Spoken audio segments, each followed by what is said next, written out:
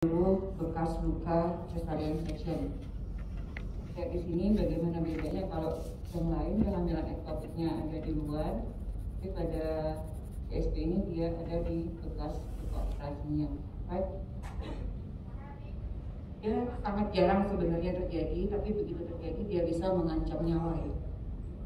Kemudian kasus pertama kali itu terdeteksi pada tahun 1978. Sebelum itu mungkin sudah ada, tapi karena kemajuan USG juga belum secanggih sekarang, jadi belum terdeteksi. Insidennya antara 1/800 hingga 1/2500 dari seluruh persalinan SC. Bagaimana diagnosisnya? Jadi pada PSP itu akan terlihat kapung uteri yang kosong,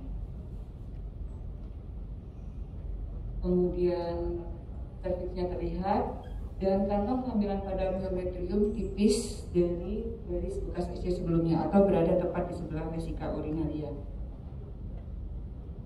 Kenapa kehamilan pada skar SC ini dianggap berbahaya dan berhubungan dengan plasenta akreta? Disebabkan karena dia dapat terjadi perdarahan masif, dapat terjadi persalinan perseveran, kemudian bisa terjadi ruptur uteri jika kehamilannya lebih dari 14 minggu. Apa saja yang menyebabkan faktor risiko pada kehamilan bekas ini? Antara lain adalah riwayat SC, kemudian riwayat myomektoma sebelumnya, riwayat metroplasti, riwayat uretase, kemudian juga riwayat manual plasenta. Seperti tadi Dr. Aditya sudah bilang bahwa tangan kita yang besar ini itu bisa menyebabkan terjadinya plasenta akreta di kemudian hari. Tindakan manual plasenta itu yang bisa nantinya menyebabkan terjadinya bisa jadinya plasenta akreta di kemudian hari. Ini patofisiologinya bagaimana terjadinya. Jadi adanya gangguan endometrium dan myometrium akreta merupakan faktor predisposisinya, kemudian invasi blastosis melalui saluran mikroskopik yang berkembang akibat dari trauma SC sebelumnya, kemudian skar SC pada uterus dapat menghambat implantasi kantong kehamilan akibat efek dari operasi sebelumnya. Risiko implantasi skor proporsional terhadap ukuran defektif uterus anterior yang disebabkan karena permukaan area yang lebih besar yang disebabkan oleh skar SC. Untuk mendiagnosisnya, USG transvaginal merupakan gold standar untuk mendiagnosis kehamilan pada skar SC ini. Kemudian bisa juga kita gunakan MRI kalau ada fasilitasnya. Kemudian juga bisa kita lakukan histeroskopi diagnostik dan laparoskopi diagnostik. Ini adalah kriteria diagnostik untuk kehamilan skar SC. Yang pertama pastinya aspeknya positif dulu, kemudian beta HCG-nya meningkat, kemudian kapung uterinya kosong, kita tidak menemukan di kapung uterinya, tapi kita menemukan gambaran desidualisasi di kapung uterinya. Kemudian kita menemukan GS dan plasenta pada anterior isthmus pada bekas skar SC-nya. Kemudian kalau kita lihat itu gambaran myometriumnya biasanya tipis, dan serviks atau kanalis cervicalisnya biasanya kosong, dan ada peningkatan pola vaskularisasi pada GS dan plasenta. Ini gambaran secara umumnya. Selanjutnya kita bahas satu-satu. Ini. Jadi kita lihat di gambar ini, kalau kita lihat sekilas, kalau misalnya ada pasien datang terlambat haid 2 atau 3 minggu dan dia tespek pada hari pertama haid terakhirnya itu sudah bulan berikutnya sudah positif, kemudian dia datang ke kita 2 minggu atau 3 minggu setelahnya, kemudian pada saat kita lakukan USG transvaginal, kita tidak menemukan ada kantong gestasi kapung uterinya, tidak juga menemukan kantong gestasi di aneksa kanan kirinya. Jadi ini. Kemudian sebelumnya misalnya kita tanya dari anamnesanya, dia ada riwayat persalinan dengan cesarean section, mungkin bisa kita lihat daerah di skar SC-nya. Di sini kalau color Doppler itu biasanya akan terlihat gambaran color Doppler dengan kecepatan yang tinggi dengan aliran darah impedans yang rendah. Nah, kalau kita menemukan adanya gambaran GS di sekitar apa ya, daerah bekas operasinya, kita lihat lapisan miometriumnya ini. Tadi Dr. Abraham juga sudah menjelaskan ketebalan lapisan miometrium ini. Jadi kita lihat lapisan miometrium ini. Jadi biasanya dia tipis, hanya dipisahkan oleh dinding yang tipis antara vesika urinaria dengan kantong GS-nya. Nanti ketebalan lapisan miometrium ini akan berhubungan dengan derajat dari kehamilan skala SC-nya. Kita bahas selanjutnya. Kemudian kita juga bisa melihat gambaran seperti segitiga. Gambaran seperti segitiga di daerah skala SC-nya. Gambaran segitiga ini bisa berisi yolk sac, bisa berisi fetal echo dengan denyut jantung di dalamnya. Kemudian juga kita melihat reaksi DESI2. Ini reaksi DESI2-nya tebal. Jadi kantongnya itu tetap reguler dengan reaksi DESI2 di sekitarnya. Tapi lokasinya di ini skala SC-nya di daerah SC-nya. Jadi DESI2 kan harusnya tebalnya di sini ya, di daerah kafum uterinya di atas. Tapi pada kehamilan skala SC, DESI2 tebalnya di daerah skala SC-nya. Nih. Kemudian ini juga kantong gestasinya berada di dekat vesika urinaria dan berada di dinding anterior. Nantinya lokasinya yang makin dekat ke dinding anterior atau makin dekat ke vesika urinaria akan menentukan derajat dari kehamilan skala SC ini. Kemudian tadi Dr. Aditya, Dr. Abraham sudah menyinggung, ada yang bilang namanya NIS, ada yang bilang NICE, ada yang bilang NICI. Intinya NIS itu adalah rongga yang terjadi karena penutupan luka tesio-sesaria yang tidak sempurna. Biasanya kalau pasiennya belum hamil, dia akan datang dengan keluhan flek-flek berkepanjangan habis menstruasi. Jadi kalau ada pasien datang, dok, saya sejak habis SC kok flek-fleknya banyak sekali ya dok, sampai 2 minggu. Kita USG transabdominal nggak kelihatan apa-apa. Pada saat kita USG transvaginal, kita lihat gambaran luka operasinya nggak nutup. Ini kan harusnya nutup ya, tapi di sini dia bentuk kayak kantong. Jadi kayak bentuk ada cekungan. Jadi begitu wanita tersebut berhenti haidnya, di sini masih tetap ada sisa darah yang terpendam, ya bukan terpendam ya, tergenang kayak cekungan gitu. Jadi begitu wanita tersebut bergerak beberapa hari kemudian dengan aktivitasnya, darah yang tergenang di sini akan keluar sedikit-sedikit. Itu banyak sekali. Nanti ada yang dikasih hormonal lah atau apa, padahal sebenarnya masalahnya hanya karena NIS ini. Dan itu nggak akan hilang sampai saatnya NIS ini nantinya dioperasi. Jadi selama NIS-nya masih ada, keluhan wanita itu akan tetap ada, nggak akan hilang kalau kita kasih obat-obat hormonal. Tuh. Dan darahnya yang keluar juga bukan merah segar, biasanya warna coklat, karena dia tadi darahnya itu darah lama yang sudah teroksidasi yang tergenang di cekungan ini, NIS ini. Ya? Jadi kalau kita lihat di sini, ini ada NIS-nya. Gambar yang kedua ini menunjukkan adanya kantong yolk sac, ada yolk sac di sini, artinya kehamilannya sekitar 5-6 minggu karena di atasnya sudah ada embryonal pool di sini. Nah, bentuk kehamilan di sini tadi seperti saya bilang bisa segitiga, bisa juga oval di sini gambarnya. Tergantung juga oleh penuh atau tidaknya vesika urinarianya, gambaran USG-nya. Nih, ini gambaran MRI. Kalau di fasilitas kita ada MRI, kita nggak yakin dengan USG transvaginal, boleh dilakukan MRI. Tapi biasanya dengan USG transvaginal itu sudah merupakan gold standar untuk diagnosis dari kehamilan skala SC ini. Jadi ada 2 tipe dari ISP ini. Ada tipe 1 yang endogenik, ada tipe 2 yang eksogenik. Kalau endogenik, dia tumbuhnya ke arah serviks, ke arah ismus. Dan tipe 2, dia tumbuhnya ke arah miometrium anterior, mendekati vesika urinaria. Jadi kalau dari 2 tipe ini, yang lebih bahaya adalah yang tipe 2, yang tumbuh ke arah miometrium atau ke arah anterior. Kalau yang tipe ini, kalau kita lakukan kuretase misalnya, atau pasiennya abortus spontan, dia kemungkinan bersihnya lebih baik dibanding tipe yang ini. Tipe yang ini pasti akan perdarahan. Tapi kalau yang ini kemungkinan perdarahannya lebih kecil.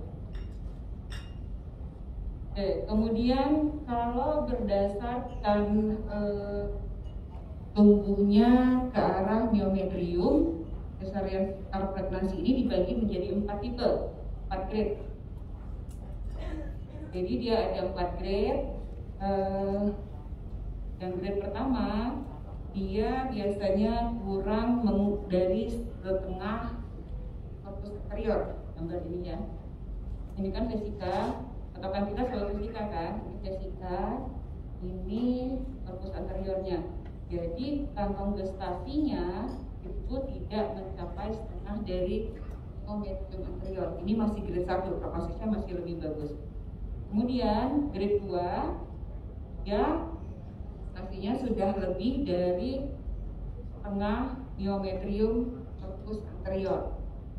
Ini prognosisnya juga lebih jelek daripada yang grade 1. Kemudian kalau grade 3, kantong gestasinya sudah menonjol sampai ke arah vesika, sudah keluar dari myometriumnya, jadi dia sudah menonjol ke arah vesikanya sini. Biasanya ini kita ketemu kalau kehamilannya sudah agak besar, tapi kalau kehamilannya masih kecil, masih 5-6 itu biasanya belum. Nah, kalau sudah grade 4 yang ini, kita sudah menemukan gambaran yang seperti masa malignansi. Jadi vaskularnya penuh sekali. Kadang-kadang pada yang grade 4 ini kita nggak menemukan lagi fetal info dengan denyut jantungnya. Jadi sudah gambaran seperti masa yang penuh vaskularnya, malignansi gambarannya. Dan yang ini yang paling berpotensi nantinya untuk menjadi placenta abrata. Kemudian ada lagi yang membagi derajat CSP ini berdasarkan endometrium. Kalau tadi berdasarkan myometriumnya, yang ini berdasarkan endometriumnya. Jadi ada yang namanya COS ini ya, itu dia membaginya kantong GSP-nya hubungannya dengan endometrial line gambarnya. Jadi di sini ada 4. Kalau tadi berdasarkan myometriumnya juga ada 4 tipe. Ini berdasarkan endometriumnya juga ada 4 tipe. Ini normal ya. Endometrial line-nya di sini, kampung uterinya, implantasinya juga di dalam kampung normal. Yang kedua, ini nomor 1, kantong gestasinya ada di atas endometrium. Scar SC-nya di sini, dia pas di scar SC.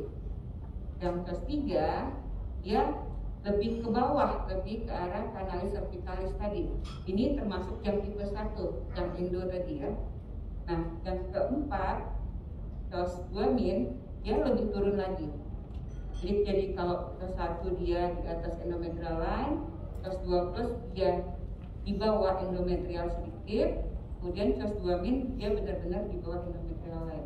Jadi dia nggak masuk dalam di nisanya ini.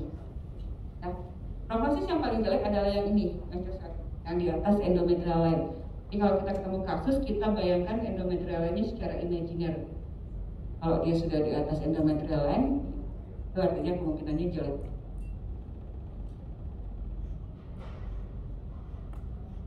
Ya, ini gambaran USG dari ilustrasi yang tadi. Ini yang salah satunya dia di atas endometrial line. Yang ini salah satu di atas endometrial line. Ini COS 2 plus, dia agak ini Pak, kalau gambar ini pasti tengah-tengah endometrial line-nya. Jadi kita ambil garis imajiner ya, seolah-olah garis lurus dari endometrial line-nya. Nah, gambaran yang ini COS 2 min, dia di bawah endometrial line. Prognosis yang paling jelek adalah yang ini, di atas endometrial line. Jadi kita juga harus punya diagnosis bandingnya untuk kehamilan pada scar SC ini. Diagnosis bandingnya antara lain abortus insipient, kantong kehamilan letak rendah, kehamilan servikal, abortus pada fase awal, abortus iminan. Jadi saya pribadi pernah salah mendiagnosis ini kok kayaknya sudah abortus ya, kayak kuretase. Tapi waktu itu memang saya sudah ragu, kok pembuluh darahnya banyak sekali ya. Ternyata pada saat dilakukan kuretase darahnya sampai 2 liter lebih.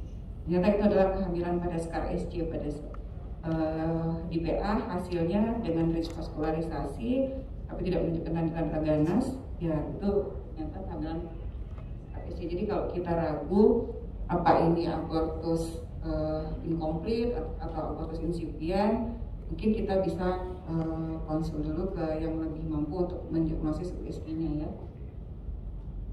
Gambarnya akan nih. Ini di gambaran KE ada cervix anterior yang normal. Dia kalau dilihat dari tipe CHOS-nya tadi, ini tipe CHOS yang berapa ya? Saya kira ada yang tahu. Ini endometrial lainnya diajar di sini. Ini tipe CHOS berapa? Kira-kira 1 ya, karena dia di atas endometrial lainnya. Ya. Oke. Ini diagnosis bandingnya, bis abortion. Kalau pada bis abortion, GS-nya turun juga, ibunya masih perdarahan, tapi kita biasanya tidak menemukan lagi vaskularisasi di sekitar GS-nya. Kemudian biasanya fetal fold-nya sudah tidak ada lagi kalau bisa bersegah, ini udah lama ya. Tapi kalau pada skar SC, kita masih biasanya menemukan fetal fold-nya, kemudian di sekelilingnya juga masih ada vaskularisasi yang aktif. Kemudian ini bedanya pada bis abortion tadi ya, masih banyak vaskularisasinya. Kalau pada bis abortion kita nggak ketemu, paling kelihatan sedikit. Ini kalau yang kehamilan skar SC biasanya dia rame. Ini DD-nya lagi dengan abortus insipient ya. Kalau pada abortus insipient, produk konsumsi dapat terlihat pada kanalis yang terdilatasi, seperti yang terlihat di gambar ini ya. Sebenarnya tidak, untuk penata laksanaannya ya, tidak ada konsensus yang pasti untuk penata laksanaan dan manajemen dari kehamilan pada skar SC ini. Jadi semakin cepat didiagnosis, semakin awal penanganan kita, semakin rendah resikonya. Jadi literatur juga nggak ada yang memastikan yang ini harus di operatif, ini harus di medikamentosa, nggak ada yang pasti. Karena semuanya tergantung dari faktor-faktor yang mempengaruhi pilihan terapi ini. Jadi ada faktor pasien, ada faktor kehamilan pada skar SC, kemudian ada faktor kemampuan dari fasilitasnya sendiri. Jadi kalau fertilitasnya masih dibutuhkan, mungkin kita usahakan semaksimal mungkin gimana caranya, mungkin hysteroscopy di NC bisa kita lakukan, kemudian usia kehamilan, kadar beta HCG, kemudian ukuran massa kehamilan skar SC-nya juga, kemudian tipenya itu tebal miometriumnya itu akan menentukan apa yang kita akan lakukan pada masing-masing pasien. Kemudian fasilitas yang kita punya, kalau kita di RSUD, fasilitas yang kita punya hanya alat kuret, ya mungkin itu saja yang bisa kita lakukan. Tapi yang perlu diingat, salah satu faktor risiko terjadinya plasenta atreta adalah tindakan operatif yang dilakukan di RSUD dengan fasilitas yang seadanya. Jadi kalau kita merasa ini kayaknya bakal susah, bakal sulit, ya lebih bagus dikirim ke fasilitas kesehatan di tingkat yang di atasnya. Jadi terapinya sama, ada pembedahan, ada medikamentosa, kemudian ada minimal invasif seperti laparoskopi tadi, tapi tadi belum ada yang paling optimal yang bisa dilakukan. Jadi semuanya disesuaikan dengan kebutuhan pasien masing-masing orang. Ini kalau berdasarkan derajatnya tadi bisa kita lakukan, pada derajat 1 ada kuretase dengan USG guide. Jadi kuretnya tidak boleh blind, tetap harus ada USG di kamar operasi. Karena kalau blind kita nggak tahu. Kadang-kadang kita merasa sudah keluar, tapi ternyata kan dia susah, dia adanya di NIS. Sendok kuret kita nggak bisa mencapai NIS biasanya. Karena kalau kita mencapai NIS bisa-bisa perforasi. Jadi kita harus melakukan USG itu di NC itu dengan guiding dari USG. Untuk yang derajat 2 yang dia sudah lebih dari tengah myometrium ketebalan ukuran GS-nya tadi, itu kita harus siapkan USG, siapkan balon, atau juga bisa siapkan alat untuk emboli. Artinya untuk yang ini kalau bisa dilakukan di fasilitas kesehatan yang lebih di atas ya. Demikian juga dengan yang derajat 3. Kalau derajat 3 tadi artinya dia sudah bulging, sudah menonjol besar ke arah, sudah keluar myometrium, sudah menonjol ke arah vesika urinaria. Kalau sudah begitu, yang bisa kita lakukan sebagai terapinya adalah laparoskopi untuk memotongnya secara insisi baji, nantinya tempatnya sekalian merepair nis yang mungkin terjadi pasca tindakan SC-nya. Demikian juga untuk derajat 4. Derajat 4 yang sudah berbentuk massa vaskular aktif tadi, kita juga lakukan laparoskopi atau laparotomi untuk melakukan reseksi baji. Nah, waktu kita melakukan terapi pada kehamilan skar SC ini ternyata menentukan proses selanjutnya. Jadi kalau kita melakukannya istilahnya ya lebih cepat lebih baik, ini nggak usah tunggu-tunggu. Jadi kalau kita bisa mendeteksi kehamilan skar SC ini di usia 6 minggu, pasien itu akan mendapat keuntungan yang lebih baik dibanding kalau kita bisa mendeteksinya baru di usia 16 minggu. Ya. Jadi kalau 6 minggu kita mungkin cuma bisa lakukan laparoskopi DNC dengan guide USG sehingga pasiennya bisa pulang, atau laparoskopi operatif pasiennya bisa pulang dalam 3 hari dengan perdarahan yang minimal, tidak perlu transfusi misalnya. Tapi kalau kita ketemunya pasiennya sudah usia 12 minggu, apalagi sudah 16 minggu seperti ini, lama perawatan pasien tentu akan lebih lama, resiko yang dihadapi pasien juga akan meningkat. Pasti dia akan mendapat transfusi darah, kemudian juga dia harus mendapat antibiotik, lama operasinya juga akan lebih lama dibanding dengan kalau kita mendeteksinya pada kehamilan awal. Kemudian apa yang harus kita lakukan sebagai follow up kalau misalnya pasiennya ini sudah kita terapi, sudah kita DNC misalnya, atau sudah kita laparoskopi, apa yang kita lakukan? Kita harus follow up beta HCG per minggu hingga tidak terdeteksi. Di sini dibilangnya 25 mili international unit per mililiter. Kalau biasanya kita kurang dari 5 sudah kita anggap negatif. Nah itu lama biasanya. Kalau kehamilan biasa 2 minggu sudah tidak terdeteksi, 3 minggu tidak terdeteksi. Tapi kalau kehamilan pada skar SC ini dia 9 minggu rata baru tidak terdeteksi lagi beta HCG-nya. Jadi costnya cukup mahal karena untuk memeriksa beta HCG aja tuh sekali periksa bisa 300.000 sampai 9 minggu kita periksanya sampai benar-benar negatif. Kalau pasiennya nggak punya uang untuk beta HCG, yang kita bisa lakukan adalah melakukan pemeriksaan USG transvaginal.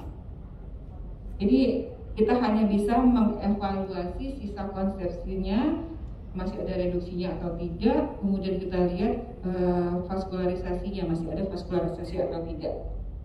Tambah lama lagi, rata-rata 3 bulan baru kita tidak melihat adanya gambaran sisa konsepsinya, dan baru kita melihat endometrial lainnya di 10 meter dalam 3 bulan biasanya. Tapi ini masing-masing orang beda-beda juga ya, tergantung dari nutrisi, tergantung dari keadaan sosioekonominya juga. Kemudian angka rekurensinya bisa sekitar 5%, tidak banyak tapi artinya bisa. Balik lagi ke karakteristik sosiodemografi ibunya masing-masing nantinya.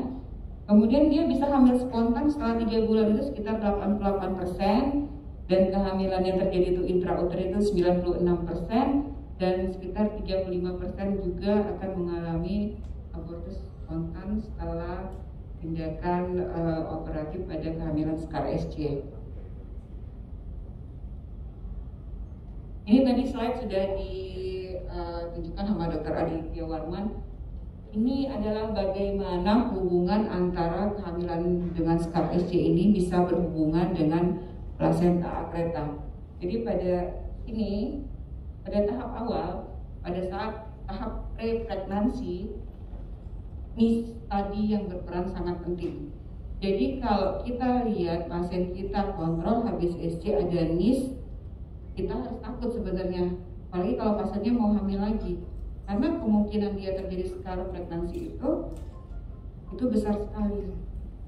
Kenapa sih NIS itu bisa terjadi? Ini faktor-faktor yang mempengaruhi penyembuhan luka itu ini adalah sudah riwayat SC beberapa kali, kemudian ibunya ada riwayat DM sehingga penyembuhannya juga nggak bagus, vaskularisasinya di situ nggak bagus, kemudian ibunya obesitas, kemudian teknik penjahitan kita juga mungkin ada yang salah, nutrisi, dan yang jarang itu adalah mutasi genetiknya sendiri. Jadi kalau pada pasien habis operasi harus benar-benar diwanti-wanti tentang nutrisinya, tentang kebutuhan mikroelemen, mikronutrisi dan protein yang diperlukan untuk penyembuhan lukanya. Ya, satu lagi adalah anemia. Penyembuhan luka memerlukan oksigen. Tapi kita kadang-kadang nggak aware dengan anemia yang terjadi pasca operasi. Kita pulangkan pasien dengan HB8, dengan HB9, di mana artinya oksigen yang dibawa ke jaringan juga akan rendah, hingga penyembuhan luka yang notabene memerlukan oksigen dengan baik, itu akan terganggu. Jadi kalau sebelum memulangkan pasien, mungkin kita harus juga lihat HB-nya dulu. Kadang-kadang pasiennya nggak mau transfusi, cukuplah dok, saya nggak ada keluhan juga. Tapi ya kita harus inform concern ke mereka bahwa dengan anemianya itu bisa timbul kejadian yang begini loh di kemudian hari. Kemudian pada saat konsepsi, ini ada beberapa faktor yang mempengaruhi tempat konsepsi tersebut. Ya, ada maternal faktor, fetal faktor, sama implantasinya sendiri. Dan di sini yang berperan juga adalah oksigen yang kurang, di mana oksigen yang kurang akan menginduce hypoxic inducible factor 1A ini. Nanti sehingga pada saat trimester 1 di mana faktor-faktor angiogeniknya akan meningkat pesat karena oksigen yang kurang, tambah banyak nih faktor angiogeniknya.